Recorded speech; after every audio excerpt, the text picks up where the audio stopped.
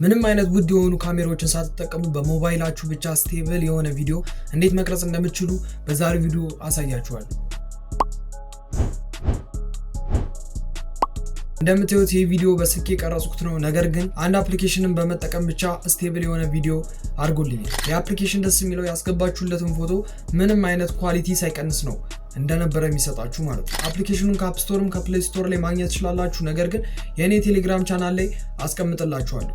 ወደ ፕሌይ ስቶር ትሄዱና ወይም ወደ አፕ ስቶር ከሄዳችሁ በኋላ ጉግል ፎቶስ ብላችሁ ሰርች ታደርጋላችሁ። ከዛ ፊት ለፊት የሚመጣላችሁን አፕሊኬሽን ማውረድ ነው ማለት ነው። አፕሊኬሽኑ የሚያገለግለው እንደ ጋላሪ የሚያገለግላል። ነገር ግን በውስጡ ላይ ራሱ ጉግል አድ ያደረገበትን የቪዲዮ ስቴብል ማድረጊያ ፊውቸር አለ። ያንን ፊውቸር በመጠቀም ነው ቪዲዮአችንን ሲንቀጠቀጥ የነበረ ቪዲዮ ስቴብል አድርገን የምንጠቀመው ማለት ነው። እነዚህ አይነት ቪዲዮዎችን ለምሳሌ ቭሎግ ስታረጉ ሊሆን ይችላል፣ ዶክመንታሪ ቪዲዮ ልትሰሩ ትችላላችሁ፣ የተለያዩ የቲክቶክ እና የዩቲዩብ ቪዲዮዎችን ልትቀርጹ ትችላላችሁ።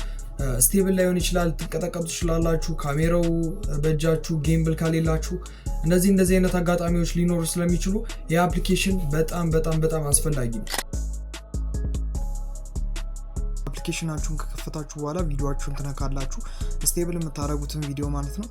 በመቀጠል ከስር እንደምታዩት ኤዲት የሚል አለ። ኤዲት የሚለውን በተን ትጫኑታላችሁ። ኤዲት የምትለውን በተን ከተጫናችሁ በኋላ አውቶ የምትላለች መጀመሪያ ላይ ማለት ነው።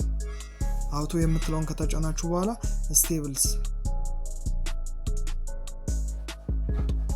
እሷን በተን ትጫኑና ጠብቁታላችሁ ማለት ነው ትንሽ።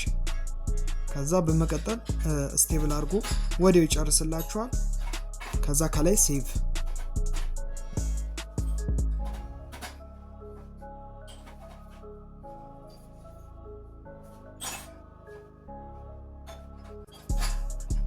ሴቭ አድርጎልናል ማለት ነው።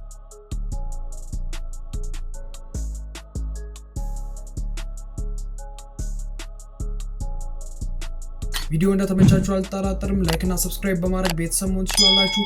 ፒስ